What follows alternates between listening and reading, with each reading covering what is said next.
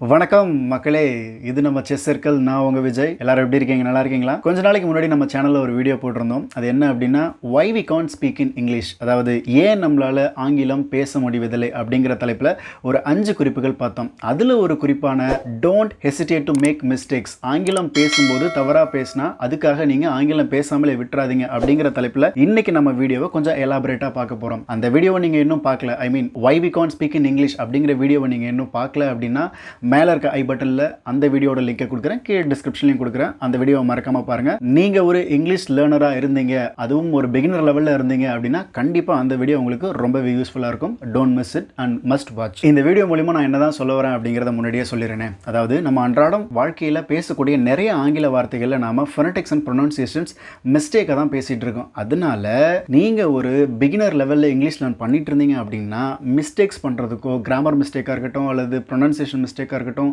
எது பண்றதுக்கும் தயங்காதீங்க. ஏன்னா இந்தியாவில் இருக்கக்கூடிய எல்லாரும் பேசக்கூடிய ஆங்கிலத்தில் சில தவறுகள், ஒரு குறிப்பிட்ட பேரை தவிர, யாரை உதாரணத்துக்கு ஒரு இங்கிலீஷ் லெக்சரர் எடுத்துக்கலாம், இங்கிலீஷில் எம்ஃபில் பிஹெச்டி அந்த மாதிரி முடிச்சவங்களே தவறுகள் செய்கிறாங்க.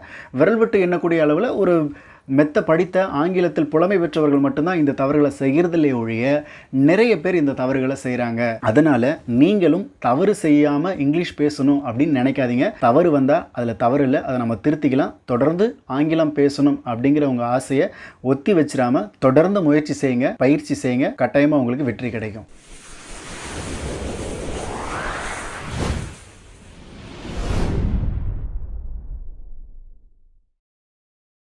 நம்ம முதல்ல பார்க்க போகிற வேர்டு வெஜிடபிள். நம்ம பள்ளிக்கூடங்களெல்லாம் சொல்லி கொடுத்துருப்பாங்க. Fruits, vegetables, wild animals, domestic அனிமல்ஸ்னு. இப்போ பாருங்கள், வெஜிடபிள் இதை எப்படி ப்ரொனவுன்ஸ் பண்ணக்கூடாது? Vegetable. There is no e sound in between veg and table. It's vegetable, not vegetable. It's vegetable. அடுத்த வார்த்தை அத்லெட். ஸ்போர்ட்ஸில் நம்ம சொல்லுவோம் இல்லையா, ரன்னிங் ரேஸ் போகிறவங்க, 100 மீட்டர் 200 மீட்டர் இந்த மாதிரி ரேஸில் போகிறவங்கள நம்ம என்ன சொல்லுவோம் அப்படின்னா அத்லெட் அப்படின்னு சொல்லுவோம். ஆனால் இதோட உண்மையான ப்ரொனன்சியேஷன் என்ன அப்படின்னா athlete. Athlete, not athlete. It's athlete. Next word February. February 30, February 30, February 30ன்னு வடிவேல் சொல்லுவார். அந்த மாதிரி அந்த வார்த்தையை நம்ம அப்படி ப்ரொனவுன்ஸ் பண்ணக்கூடாது. பிப்ரவரி, பிப்ரவரி இல்லை, பிப்ரவரி, பிப்ரவரி. அடுத்து நமக்கு ரொம்பவே பரிச்சயமான வார்த்தை, நம்ம அன்றாட வாழ்க்கையில் பயன்படுத்தக்கூடிய ஒரு ஆங்கில வார்த்தை Wednesday. Wednesday. It's not Wednesday, it's Wednesday. Wednesday, not Wednesday, it's Wednesday. அடுத்த வார்த்தை ஜுவல்லரி. சொக்க வைக்கும் ஜுவல்லரி. சொக்கத்தங்கம் ஜுவல்லரின்னு சொல்லுவோம். ஜுவல்லரி இதை நாம் எப்படி ப்ரொனவுன்ஸ் பண்ணணும் அப்படின்னா jewellery, not jewellery. It's jewellery. நாம் பிரிட்டிஷ் இங்கிலீஷ் தான் ஃபாலோ பண்ணிகிட்ருக்கோம். அமெரிக்கன் இங்கிலீஷில் இதோட ஸ்பெல்லிங் என்ன அப்படிங்கிறத நான் ஸ்க்ரீனில் காட்டியிருப்பேன். அந்த வார்த்தையை நம்ம அப்படியே உச்சரித்தா இந்த வார்த்தைக்கு மட்டும் போதுமானதாக இருக்கும். It's not jewellery, it's jewellery. நம்மளோட சேனலில் ரெகுலராக போடக்கூடிய வீடியோஸ்க்கு என்கரேஜ் பண்ணுற விதத்தில் கமெண்ட் பண்ண சப்ஸ்கிரைபர்ஸோட நேம்ஸை நான் இங்கே மென்ஷன் பண்ணணும் அப்படின்னு நினைக்கிறேன். ஆனந்த் பாபு, சிவசுப்ரமணியன், ஜெகதீஷ், வெங்கடேஷ், ஐஸ்வர்யா, சுபாஷ், ஆனந்த். இவங்களோட சேர்த்து ஒட்டுமொத்த சப்ஸ்கிரைபர் அண்ட் வேவர்ஸ்க்கு எங்களோட மனமார்ந்த நன்றியை தெரிவிச்சுக்கிறோம். இந்த இடத்துல இப்போ நான் பேசிகிட்டு இருக்கும்போது 2 வார்த்தைகள் உச்சரிப்பு தவறாக உச்சரித்தேன். அது என்னன்னு நீங்கள் நேரம் கண்டுபிடிச்சிருப்பீங்க அப்படின்னு நான் நம்புகிறேன். நானே அந்த வார்த்தையை சொல்கிறேன். கமெண்ட் அப்படின்னு சொன்னோம் இல்லையா, அது கமெண்ட் அப்படின்னு உச்சரிக்கக்கூடாது. Comment. Comment, not comment, comment. Next word pronunciation. Pronunciation அப்படின்னு தான் எல்லாருமே அதை உச்சரிக்கிறோம். அதோட உண்மையான ப்ரொனன்சியேஷன் என்ன அப்படின்னா ப்ரொனன்சியேஷன். ப்ரொனன்சியேஷன், நாட் நவுன் அப்படிங்கிற சவுண்டு இடையில வராது. Pronunciation, not pronounciation. It's pronunciation, not noun. It's nun. Noun கிடையாது, நன். ப்ரொனவுன்சியேஷன் தப்பு, ப்ரொனன்சியேஷன் ரைட்டு. இப்போ நம்ம ஒரு இன்டர்வியூக்கு போகிறோம் அப்படின்னு வச்சுக்கோங்களேன், நம்ம கண்டிப்பாக ஒரு டாக்குமெண்ட் கொண்டு போவோம், நம்மளை பற்றின பயோடேட்டா. அதோட உண்மையான ப்ரொனன்சியேஷன் என்ன அப்படின்னா ரெஸ்யூமே. பட் நம்ம எல்லாரும் அதை ப்ரொனவுன்ஸ் பண்ணுறது எப்படி அப்படின்னா ரெஸ்யூம். ரெஸ்யூம் அப்படி தான் ப்ரொனவுன்ஸ் பண்ணிகிட்ருக்கோம். ஆனால் இதோட உண்மையான ப்ரொனன்சியேஷன் ரெஸ்யூமே. இந்த வீடியோ உங்களுக்கு கம்ஃபர்டபுளாக இருக்கும் அப்படின்னு நான் நினைக்கிறேன். இந்த வார்த்தை கூட பாருங்கள், comfortable. There is no comfortable. It's comfortable. Not comfortable. It's comfortable. Comfortable. Comfortable. ஒரு if sound சென்டரில் இருக்கணும். Comfortable. Not comfortable. ஸ்கூல்ல இருந்து படிப்போம். AEIOU அப்படின்னா vowel அப்படின்னு சொல்லி கொடுத்துருப்பாங்க. ஞாபகம் வச்சுக்கிறது கூட vowel அப்படின்னு சொல்லுவாங்க. vowel அப்படின்னு. அது ஆனால் vowel அப்படின்னு நம்ம ப்ரொனவுன்ஸ் பண்ணக்கூடாது. vowel. vowel. Not vowel, it's vowel. அடுத்த வார்த்தை டைவர்ஸ். டைவர்ஸ் கொடுங்க. நம்மெல்லாம் நிறைய சினிமாக்களில் பார்த்துருப்போம். டைவர்ஸ் கொடுங்க, கோர்ட்டுக்கு போங்க அப்படின்லாம் பார்த்துருப்போம் இல்லையா? இந்த டைவர்ஸை நாம் டைவர்ஸ் அப்படின்னு ப்ரொனவுன்ஸ் பண்ணக்கூடாது. உண்மையான உச்சரிப்பு தன்மை சரியான ப்ரொனன்சியேஷன் என்ன அப்படின்னா divorce. Not divorce, it's divorce. நம்மளோட சேனலில் போடக்கூடிய வீடியோக்கள் பற்றி உங்களுக்கு ஏதாவது தனிப்பட்ட முறையில் கருத்துக்கள் இருந்ததுன்னா அதை காமெண்ட்டில் பதிவு பண்ணுங்கள். இப்போ நான் பேசிக்கிட்டு இருக்கும்போது கூட இடையில ஒரு வார்த்தையை நான் பயன்படுத்தினேன். அது ஆங்கிலத்தில் தவறான உச்சரிப்போடு நான் பயன்படுத்தினேன். அது என்ன வார்த்தை அப்படின்னா வீடியோ. அந்த வார்த்தையை நம்ம அப்படி உச்சரிக்கக்கூடாது. அதனுடைய உண்மையான உச்சரிப்பு தன்மை video, not video, it's video. Asthma. Asthma இது தவறான உச்சரிப்பு. இதை எப்படி உச்சரிக்கணும் அப்படின்னா asthma. Asthma. Not asthma, it's asthma. Next word. Woman. Woman. It's not woman, it's women. It's women. Women. Not woman, it's women. நம்ம சின்ன வயசில் கிண்டர் கார்டனில் படிக்கும்போது, கிண்டர் கார்டன் அப்படின்னா பால்வாடி. நானுமே கூட சமீபமாக தான் ஒரு 5 வருஷத்துக்கு முன்னாடி தான் அந்த வார்த்தையை நான் கற்றுக்கிட்டேன். கிண்டர் கார்டன் அப்படின்னா பால்வாடி அப்படின்னு அர்த்தம். அங்கன்வாடி, சின்ன பிள்ளைங்கள்லாம் படிக்கிற இடம். அதில் கூட நமக்கு சொல்லி கொடுத்துருப்பாங்க. ஒரு காயை காட்டி குக்கும்பர் அப்படின்னு சொல்லுவாங்க. Cucumber. It's not cucumber, it's cucumber. It's cucumber, not cucumber. Cucumber. என்னடா அவன் ஒவ்வொரு 5 வார்த்தைக்கு இடையில இவன் இன்டரப்ட் பண்ணுறான் அப்படின்னு நினைக்கக்கூடாது. இப்போ கூட பாருங்கள், இன்டரப்ட் அப்படி தான் சொல்லணுமே ஒழிய இன்டரப்ட் அப்படின்னு சொல்லக்கூடாது. It's not a right way to pronounce this word. Interrupt அப்படி தான் சொல்லணும். It's not interrupt. Interrupt. Vehicle. It's not vehicle, it's vehicle.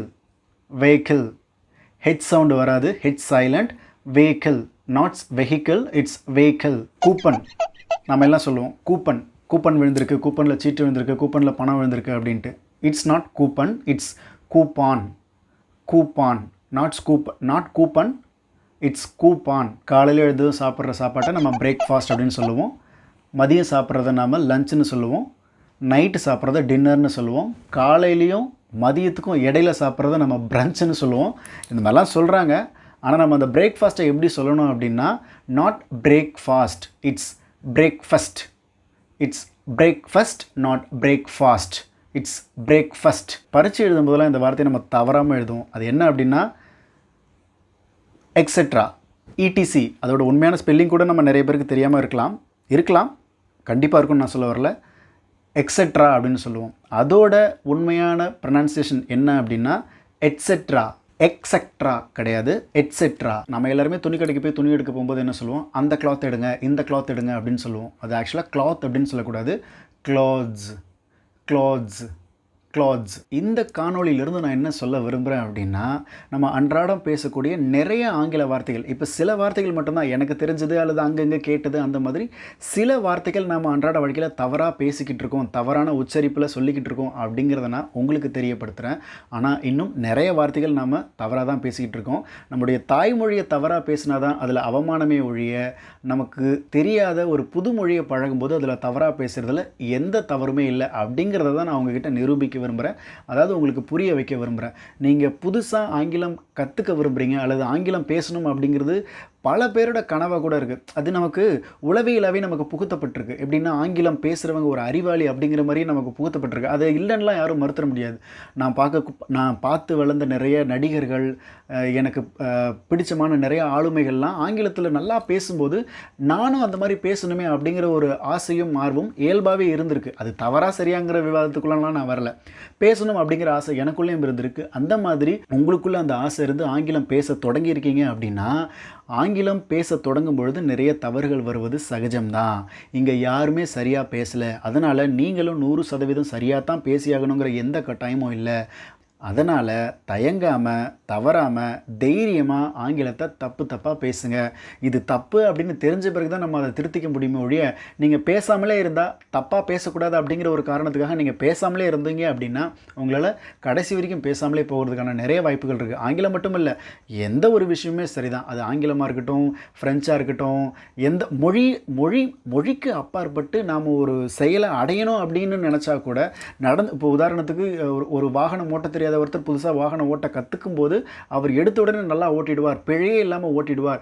வெறுமனே அவர் மண்டைக்குள்ளே ஏற்றி வச்சிருக்கிற அந்த தியரிட்டிக்கல் விஷயங்களை வச்சு மட்டுமே அவரால் 100% ஓட்டிட முடியுமா அப்படின்னு கேட்டிங்கன்னா நிச்சயமாக முடியாது. அது உங்களுக்கும் தெரியும். அந்த மாதிரி ஆங்கிலம் பேச ஆரம்பிக்கும் போது நமக்கு தவறுகள் ஏற்படுறது சகஜம்தான். அதனால் நல்லா படித்து நிறைய முதுகலை பட்டம் பெற்ற ஆங்கில ஆசிரியர்களே இந்த மாதிரி தவறுகளை செய்கிறாங்க அப்படின்னு சொல்ல வரேன். நான் திரும்ப ஒன்று தான் சொல்ல வரேன். ஆங்கிலம் பேசும்போது தவறாகிவிடும் அப்படிங்கிற ஒரு காரணத்துக்காக மட்டும் தயவு செய்து நீங்கள் ஆங்கிலம் பேச பழகிறதோ அல்லது கற்றுக்கிறதையோ தயவு செய்து நிறுத்திடாதீங்க. தொடக்கத்தில் உங்களுக்கு நிறைய பிழைகள் வரும். பிழைகளை நாம் ரொம்பவே எளிமையாக திருத்திக்க முடியும். ஏற்கனவே ஆங்கிலத்தை நல்லா தசுபுசுன்னு பேசுகிறவங்கள பார்த்து அவங்களோட நீங்கள் ஒப்பிட்டுக்கிட்டு நீங்கள் பேசாமலே இருந்துடாதீங்க. உங்களால் நீங்கள் ஆங்கிலம் பேசுங்க, பேசாமல் போங்க. ஒரு முறை என்னால் முடியும் அப்படிங்கிற ஒரு நிலையை தாண்டிட்ட பிறகு, என்னால் ஆங்கிலம் பேச முடியும் அப்படிங்கிற நம்பிக்கை வந்துட்ட பிறகு நீங்கள் ஆங்கிலம் படிக்காமல் போங்க. நான் என்ன சொல்ல வரேன் அப்படின்னா, கடைசி வரைக்கும் நமக்கு அது ஒரு மாயாவே இருக்கக்கூடாது. ஆங்கிலம் என்பது ஒரு நல்ல மொழி, அது ஒரு அறிவாளித்தனமான மொழி, அதை நம்மளால் பேச முடியும். அதை கற்றுட்டு முடிச்சிருங்கன்றேன். அதை முடிச்சுட்டு அப்புறம் வேறு வேலையை பாருங்கள். அதை அடித்து நொறுக்கிடுங்க.